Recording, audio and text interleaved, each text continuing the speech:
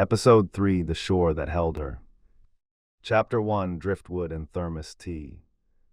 The beach wore yesterday's wind like a memory, seaweed braided around driftwood, gull prints stitched across damp sand. Nia tightened the cuff of her sweatshirt and stepped into the line of volunteers snaking along the tide line, their bags crinkling with bottle caps and the stubborn glitter of old foil. A van door slid shut, a clipboard was waved, and a voice called for gloves. Practical, ordinary kindness. Tea asked someone beside her quietly, as if offering a secret rather than a drink. She looked over. He was taller than she first thought, made gentle by posture, not size. Curly hair, a sun-faded beanie, eyes with that sea glass shift from green to blue. He held a dented thermos and 2 tin cups. The steam smelled like chamomile and lemon peel. Tea at the beach cleanup is both on-brand and rebellious, she said, smiling as he poured. Guerrilla comfort, he said. I'm Theo. The name rang familiar, Maya's friend from book club, but here it belonged to salt air and a thermos. Nia. They worked in an easy silence, then in an easier conversation. He didn't fill the spaces with his own summary of her. He waited until stories arrived on their own legs. She told him about the sheltered dogs who taught her the slow science of trust. He told her about the community print studio where he pulled soft images of tidal grass from plates etched with sugar. When she laughed, his shoulders dropped as if her joy made gravity kinder. Near a dune fence, she found a glass bottle worried smooth by decades. He turned it over in his hands. It's been listening to the ocean for a long time, he murmured, little wave prayers. I like people who listen that way, she said before thinking, and heat flashed her cheeks. Me too, he answered, unconcerned with her blush, as if shyness were simply another tide. They broke for lunch on the tailgate of his truck. He produced impossible things from a canvas bag, clementines, a small jar of olives, bread wrapped in a linen napkin. I always pack too much, he said. I like the possibility that someone might be hungrier than they expected. Possibility is generous, she said, tasting olive and sun. He peeled a clementine slowly, giving the rind time to perfume the air. Can I ask, what do you do when the world feels too sharp? I make soup, she said, the answer so true it felt like a vow. And I call it by name, lonely soup, angry soup, brave soup. He smiled, the kind that begins in the eyes. I brew tea and walk by water, and sometimes I cry first, then figure out why. They returned to the line and to the small work of making ashore more itself. When the day wound down and the coordinator clapped a grateful speech into the wind, Theo tucked the thermos back into his bag. There's a tide pool around the point, he said, if you want to see a tiny world pretending it's the sea. They went. The pool held anemones like open hands, a scuttle of crabs, a flicker of silver. Nia crouched and watched a snail draw its patient cursive. Theo stood beside her, the warm nearness of a person who knows how to be near without touching. She felt her body register it, how closeness could be spacious too. On the walk back, he didn't ask for her number like a net cast quick and sure. He offered it like a shell. If you ever make too much soup, he said, I'm excellent at leftovers. And if you ever brew too much tea, she said, accepting the shell, I'm excellent at second cups. They parted with a wave that carried ease and intent. The ocean made its relentless argument for return. She went home with sand in her cuffs and the particular calm of being seen by someone who doesn't need to name it. Chapter 2, Low Tide, Open Door. They traded messages like postcards, short, present, stamped with a moment. He sent a photo of a foggy pier and wrote, the world tried on soft edges today. She sent back a picture of the shepherd she'd been coaxing for weeks, mouth half open in a dog smile. We're practicing trust. He invited her to the print studio on a Thursday, the hour when workday rush loosens and evening hasn't yet made promises. The room smelled like ink and clean water. He showed her the press with the pride of someone introducing an old friend. This is Agnes, he said. She's dramatic, but she delivers. They inked plates side by side. His hands were steady but not precious. My art teacher used to say the plate remembers what you touch with intention, he said, even the places you think you're not touching. Like people, Nia answered, and the press wheel turned and the blanket lifted, and the paper revealed the faint grasses he'd carved. Her breath caught at the tenderness of it, directionless wind pinned into image. After they walked to a corner cafe that put cinnamon on everything without asking. He didn't interrogate her story, he welcomed it. She found herself telling him about her grandmother, about the jars labeled for the hard days, about how grief muddled time. Theo listened with a gaze that didn't waver or fix. My dad left when I was 9, he said, not as a counterweight but as a bridge. When the house got loud, my mom handed me a sketchbook. I learned to draw silence. What does silence look like? She asked. Like breath when nobody's watching it, he said. They walked out under a sky rinsed clean by late rain. At the curb he paused, not to decide whether to touch her but to honor the choice. Can I hug you? He asked.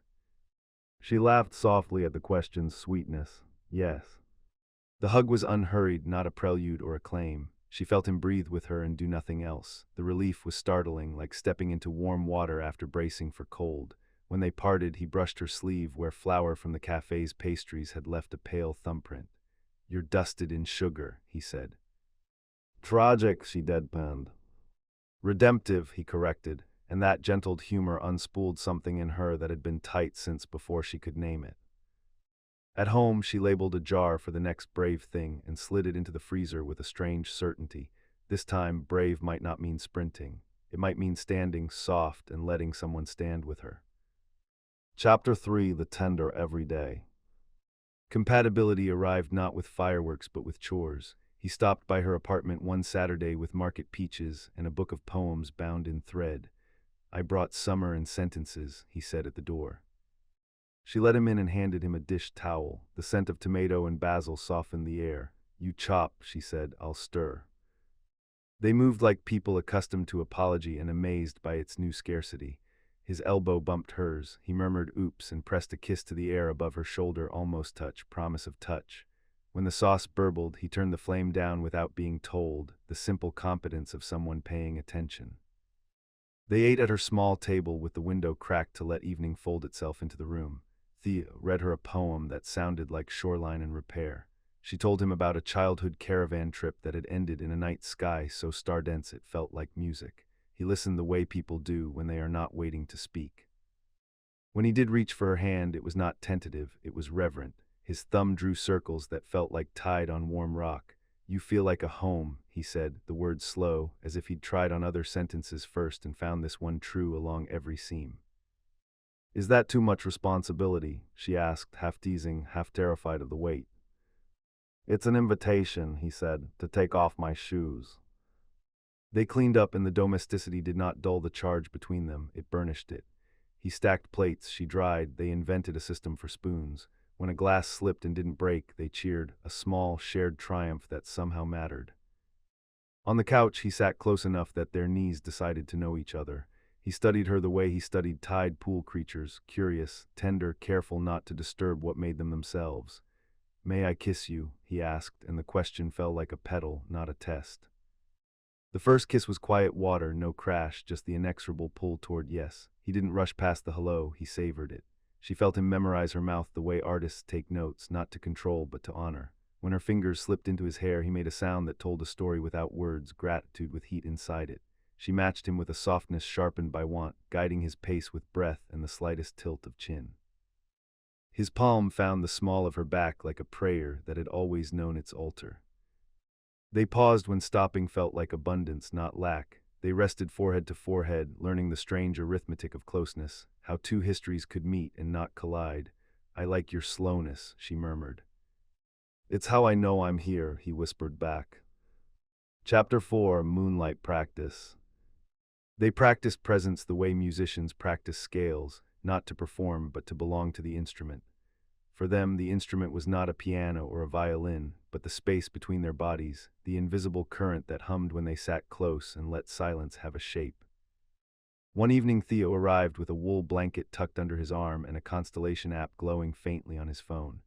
Nia carried a thermos of soup up the narrow stairwell to the roof, their footsteps echoing with the intimacy of ritual.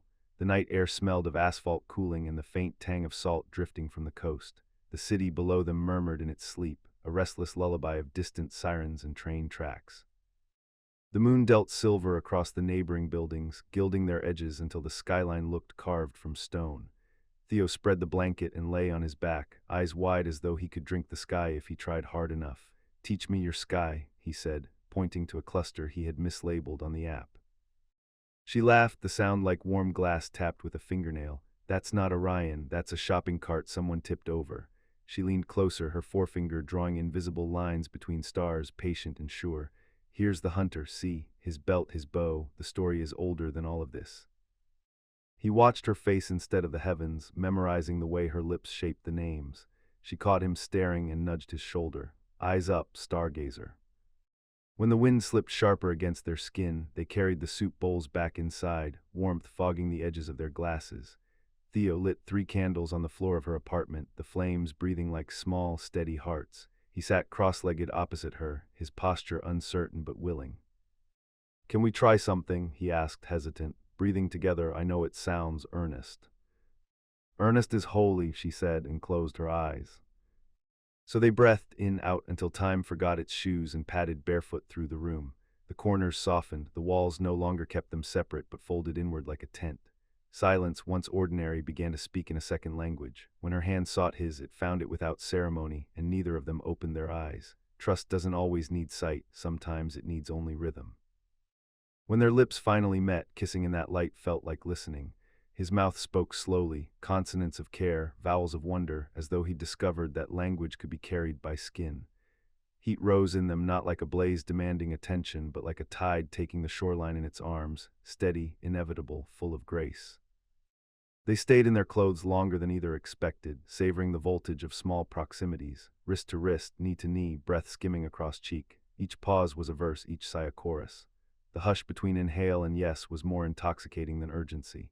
When hands finally slid under fabric, it was not invasion but invitation, like opening a window to let night air inside. He touched her as if she were sacred, because to him she was a sanctuary he wanted to be careful in without being afraid. She guided him with murmured here and soft slower, not corrections but coordinates. He didn't learn as a student chasing marks. He learned as a lover absorbing fluent words until the sentences belonged to him too.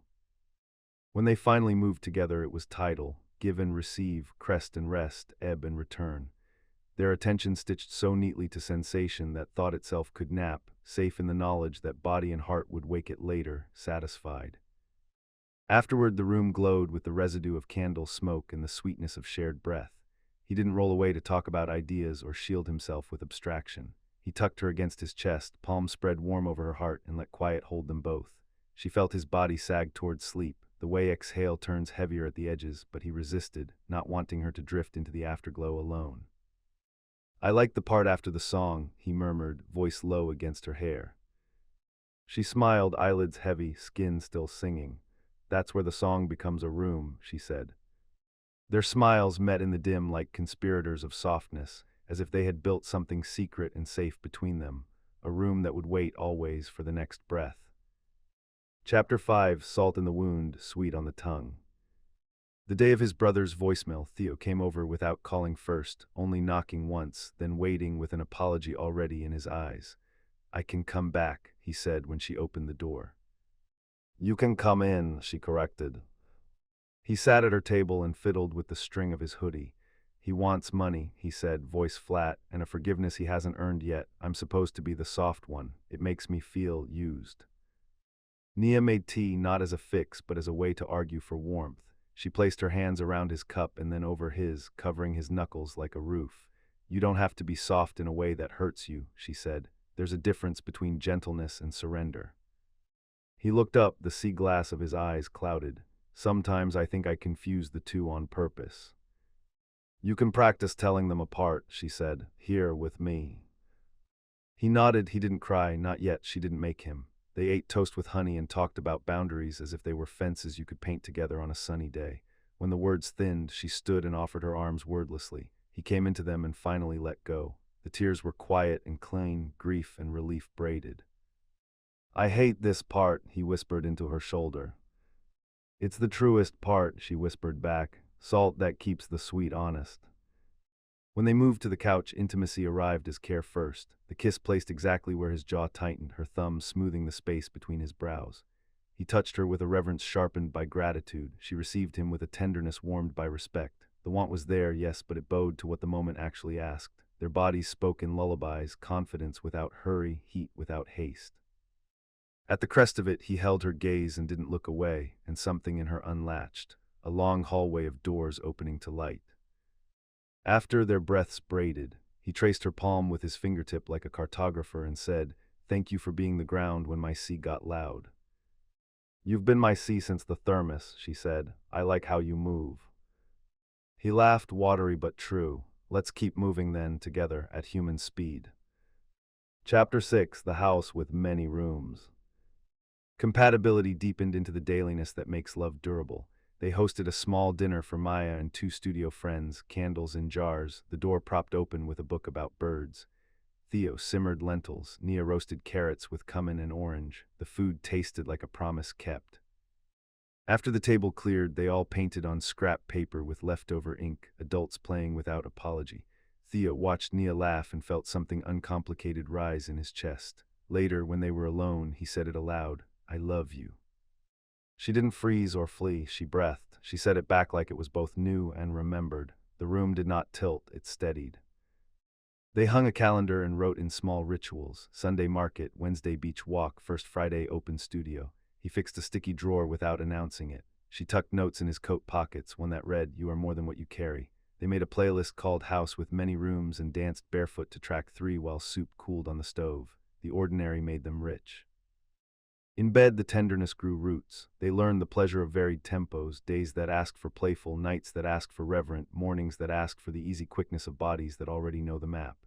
He learned to read the difference between her silence that meant stay and her quiet that meant hold. She learned that his stillness after climax wasn't distance, it was fullness catching up to breath. They asked, they answered, they adjusted. No one starved. Chapter 7, The Cry They Shared. It happened on a rain-thrummed afternoon when the world folded in on itself and asked for confession. Nia had been sorting a box of her grandmother's things and found a scarf that still remembered the shape of her neck. The grief came sudden, old, and fresh at once. She pressed the scarf to her face and sat on the floor, knees up, a small harbor with rough water. Theo knelt without narration. He didn't search for the right words or the lesson. He put a hand on her back, warm and sure, and matched his breath to hers until hers steadied enough to let the sobs through. When she cried, he did not mistake it for a problem. He understood it as weather. When his own tears rose, delayed, surprised, he didn't hide them. They leaned into each other and wept like tide and moon, pull and give, salt recognizing salt. "I'm scared of losing what holds me," she said into his shirt. "We can hold each other and also let go," he said, voice thick. "My mom used to tell me, love is a hand, not a fist." They moved to the bed not to disappear the grief, but to cradle it. Their kiss tasted like rain on warm stone. They touched each other with the holiness of the moment, unarmored, undefended. It was sensual because it was safe because it was honest.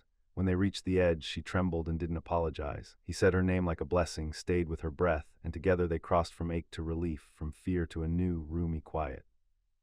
After he pulled the blanket up and curled around her, the two of them a shoreline that could take the sea. They watched the wet light on the ceiling and didn't rush to fill it. She held his hand and felt the small pulse of his thumb against her fingers, a metronome for the song that keeps. "This is what it feels like to be truly held," she whispered, not to convince herself, but to commemorate it. He kissed her hair. "I know," he said, "me too." Chapter 8, The Shore That Held Her. Summer lined in and the beach called them back to where they had begun. They returned with a new thermos and an old ease. The cleanup crew recognized them and handed them bags without questions. Some stories don't need retelling to be believed. They walked the low-tide line, picking light from sand.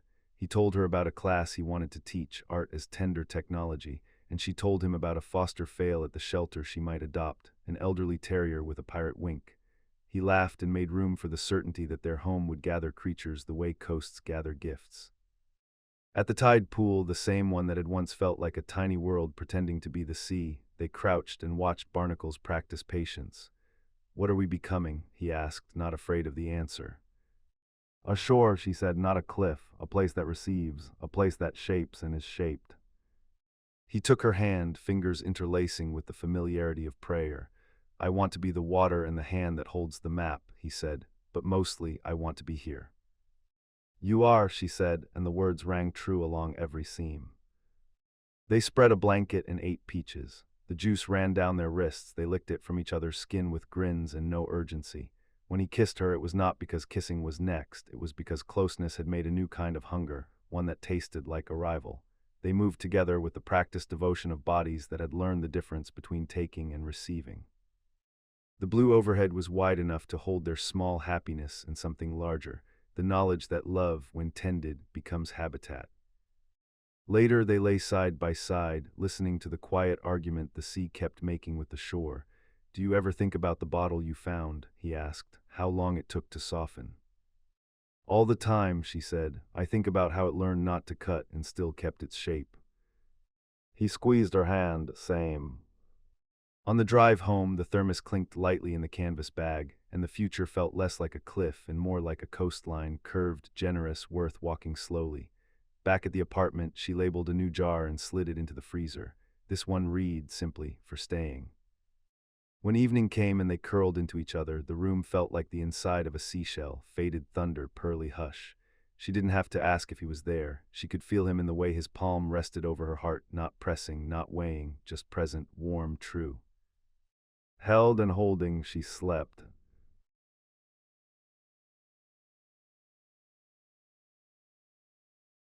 Like this video, subscribe, more stories like this are coming.